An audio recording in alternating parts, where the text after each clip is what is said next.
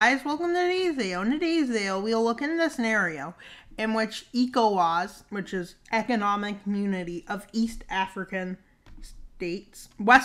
States, invades Mali, who has recently been under threat by them. But who knows if that's even real. But basically, they were overthrown by the military, I think. Not quite sure, but something like that. And ever since, they have been told to put the real government in, and they're talking about intervening, possibly. Who knows? But yeah. But in this video, we're going to look into an intervention, although what I heard, some nations are saying they want to help. But would they? Who knows? But let's start the scenario in which the world disappeared. Just kidding. That did not happen. That was just bad computer skills, maybe? Who even knows?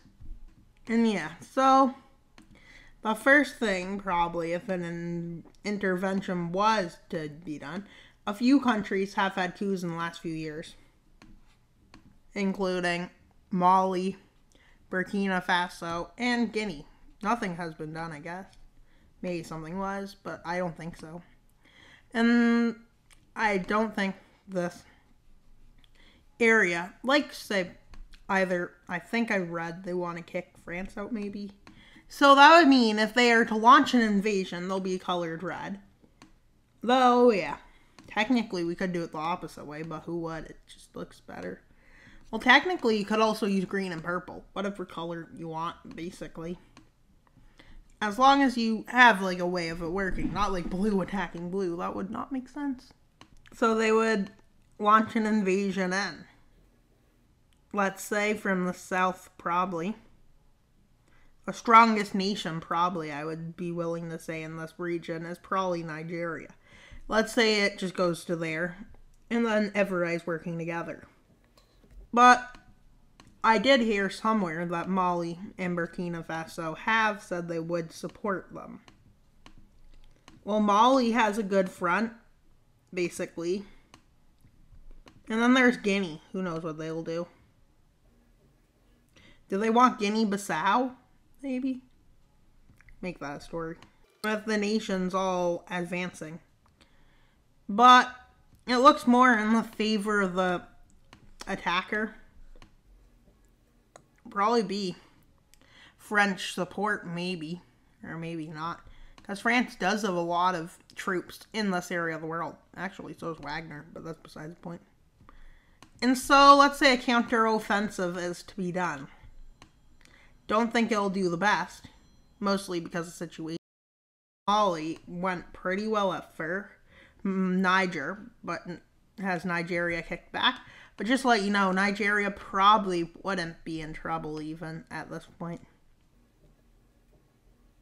But, just keep in mind, it's not many nations. And let's say, who knows, Senegal might be stronger, but let's just say Senegal does have problems. And for some reason, Guinea wouldn't, I don't think, do anything. Luckily, Nigeria probably has upper hand due to lands. But this could be a big deal for the world. Let's go see who would support who. Let's just say Sudan supports them. But I came up with the US. I don't know why I would say France. But yeah, I mostly said France because, well, I've read that they want to get rid of French troops maybe or something. And yeah. And so then Russia's just supporting them because, yeah. America's a Nigerian ally, and then we have, let's say, Russia, who has Wagner troops are in here, I guess. But then again, that doesn't make sense. Let's just say nothing. They're just supporting because the West wants the red team. And then let's go to Sudan. They're just supporting. So is Guinea, just because, yeah. Coups. But seeing that's most likely, if the Nigerians do manage to win, they will be next. Well, they send troops into Sierra Leone. Like this. So yeah, very successful, I guess, at first. with Senegal being defeated, with Nigeria moving troops to deal with the southern front, but Guinea outsmarts this push by going behind it, encircling these troops, causing them to have to flee by sea. But Nigeria is now trying to hold this front back, so they could have trouble up there. With a slight counteroffensive. And now, a movement into Burkina Faso is seen. And so this movement into Burkina Faso is very successful. Along with their movements into Niger. Niger. Niger has to make a counteroffensive in this region, as this is the region of their capital. Which Nigeria took advantage of this movement to move in, let's say. They'll do that because, yeah. And then this encirclement falls, and a big proportion of the country is under the control of Nigeria. So if you look at occupations, the blue team looks better, but Nigeria work is taking a bit longer, I guess, than these nations. But yeah. I don't know if this will evolve into war or not, but what if? This is more like what if, I guess. With this movement, with them now moving in, they encircle the capital. As the capital's encircled, they move in and march and take it. But they still have a city left in the north, however big it is. Nigeria moves up and takes it with an encirclement. I don't know would it end like this, but by the way of politics, by the way of the strength of Nigeria, I feel like this is a likely. Let's say for some reason Niger manages to make a huge counteroffensive. Nigeria would still be at the advantage because of its population and strength and stuff. And they would quickly move up with their troops to do this, I would say. Well, I'm almost there, but I would say a big lot of troops would try and flee. It would be right then they would end up doing it. With most of the troops probably getting trapped. With Niger capitulating along with Burkina Faso, to continue this war seems a bit more useless, except to get the capital. With rebels in Azawad wanting to make Azawad independent, end up launching an insurgency in the north, which allows Nigeria not to have to worry about the north. With Mali's troops being all over the place. And yeah. Well, that basically being Guinea is the threat right now. With a huge, which this being basically all defenses. Let's just add a layer to show the defensives. This is where it's highly being defended. This area is highly defended. Because that's the front line, basically. And then what areas are making troops be basically wasted for? Right here, here, and here.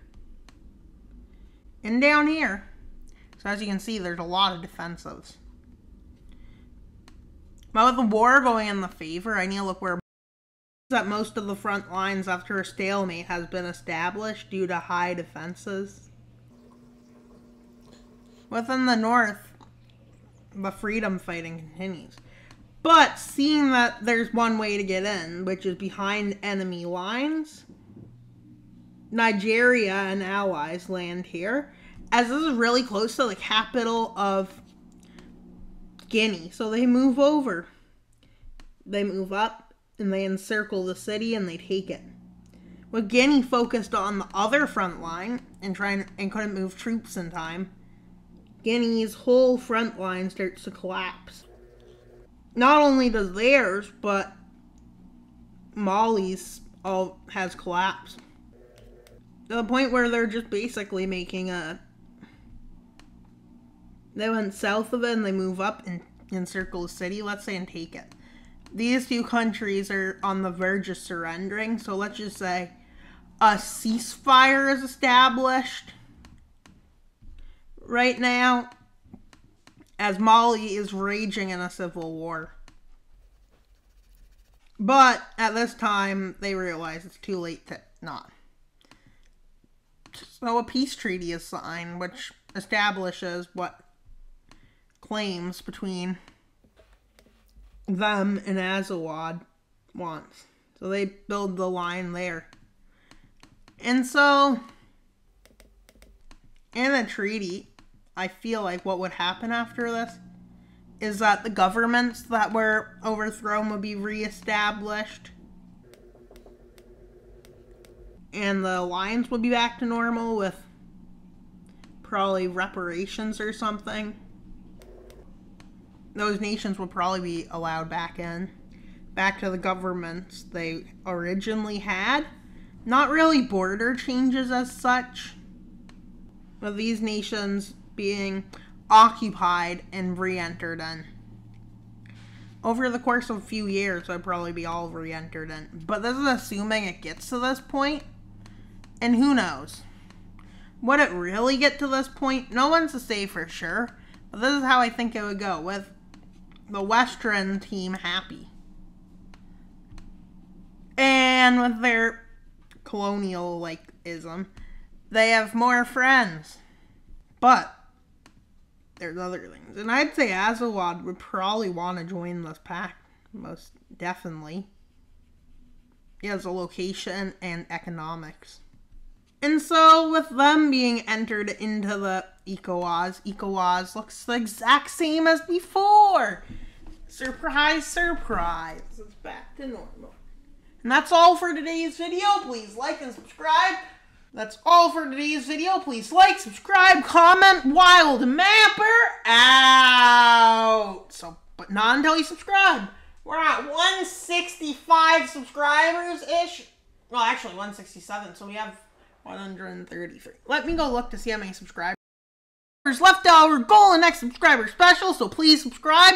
Wild Mapper out, but not until you subscribe, guys.